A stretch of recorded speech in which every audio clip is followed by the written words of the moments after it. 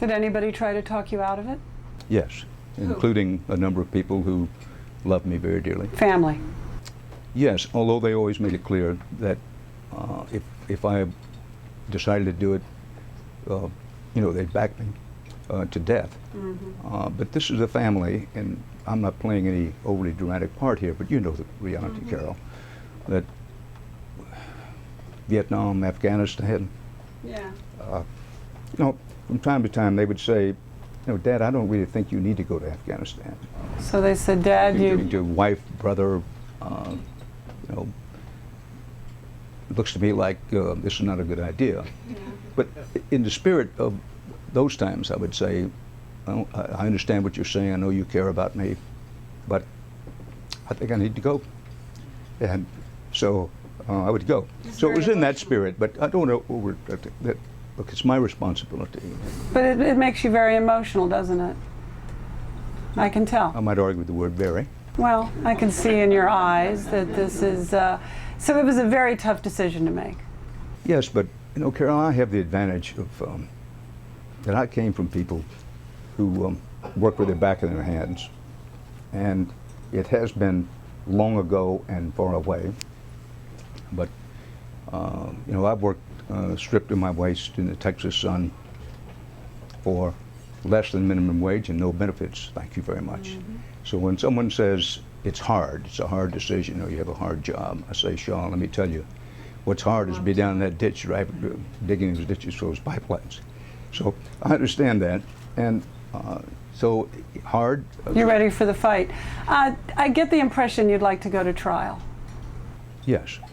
Well, yes. Will you call the president as a witness? Well, those kinds of questions, I'm going to leave. Well, would you like to? I'd like not to answer that question. Okay, but okay. But I don't want to leave any false impression. This case is against CBS. It's against CBS, but I could see where more than one member of the Bush family would be a viable witness insofar as how CBS felt about you and your relationship with the administration. But let me just ask you this. Do you think the president hates you? No, hate's a very strong word. Well, I mean it with that. I mean, this has gone on a long time. I have no way of knowing. I do know this, and I think you know this, Carol, from having worked with me when I covered the White House, that think of me what you will. You never met anybody who had more respect for the presidency than I do. Mm-hmm. And I can say with absolute truth that I never walked through the gates of the White House a single day that I wasn't really proud to be there and took that responsibility as seriously as I was capable of it. Mm-hmm. And so, you've asked a personal question how he feels about me. My guess is he has so many other things to be concerned about that if he were here, he would say, I haven't given that thought. Well, I think evidence has showed this is a family who have vendettas. And only you can tell us if this is a Texas thing, because I'm not from Texas. Who is more Texas, you or George Bush? Go ahead. Let me say, no. That, I'm fond of saying, because it's true, that I'm not just from Texas, I am of Texas. Yes. But I was distinction. born and raised there and didn't see any place else until I hitchhiked to New York once when I was in my teens. But, that's not the question. And it's pretty far afield. You have a right to ask any question, respectfully. The straight answer is, I don't know. Something really struck me. I read, dozens of stories that came off of you filing the lawsuit. And it seemed to me that apart from Ted Koppel, who supported you profoundly, I thought, and Marvin Kittman, who wrote, I thought, a wonderful piece, and a few others, and Rosie O'Donnell, who did a haiku for you on her website, which you may or may not have read. It's touching. But you really got pounded on.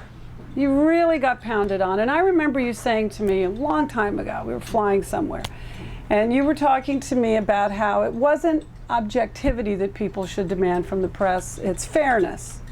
Do you think you've been treated fairly by the press? Overall, in the main, yes. How about this last week? Well, I'd rather not pick one week, but about this last week, I don't have any complaints. You expected this kind of mostly negative reaction to the suit. I didn't know what to expect. Yeah. But you know, over the years, through good times and bad, through the sunshine and showers, usually speaking, the press has treated me probably better than I deserve to be treated. So if by your reading it hasn't been that this last week, I shrug my shoulders with it.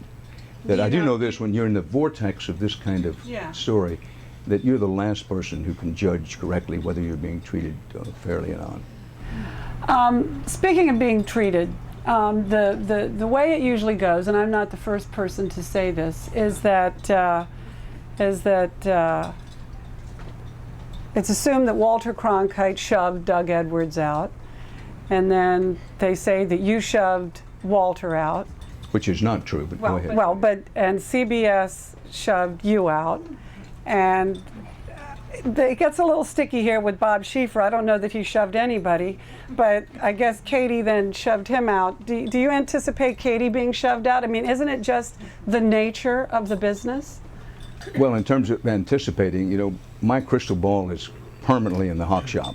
I have no idea what's going to happen with her. But there is a pattern. Well, yes, but each case is unique unto itself as to how it happened and why it happened. Yeah. Were you angry? Has your anger grown? I mean, are you an angry, bitter person at this point? No, neither. Did the lawsuit absolve some of that by filing it? No to that as well. I'm not angry, I'm not bitter, I haven't been. I am a reporter.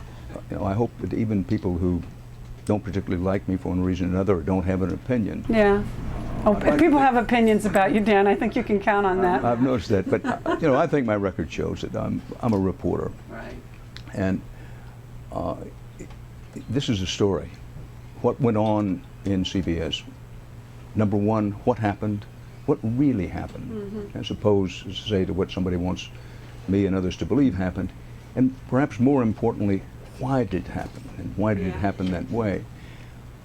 That's the biggest reason for going into this. That and what I said to you before about trying to add my voice to saying, listen folks, free press with an independent, particularly investigative reporters, is so essential to our checks and balances, which we all taught in 7th grade civics class about, that we're in the process of losing more of it than we can afford to lose with this connection between very large corporations who have special interests in Washington and want to curry favor with many of the same people that good investigative reporters should be out doing stories on, and conversely, the recognition by those in power, including the White House, that because at the very top these corporations are looking for favors, that they can influence the way people get the news.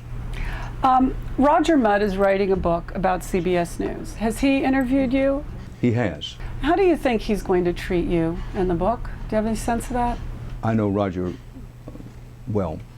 I think he'll treat me fairly and accurately as he'll be trying to treat everybody else. It was one of the great contests of all time in television, you know, you and Roger vying for Walter's job. And it was, well, no, this is true. This is true. They were the sort of the designated, they were like these two heir apparent.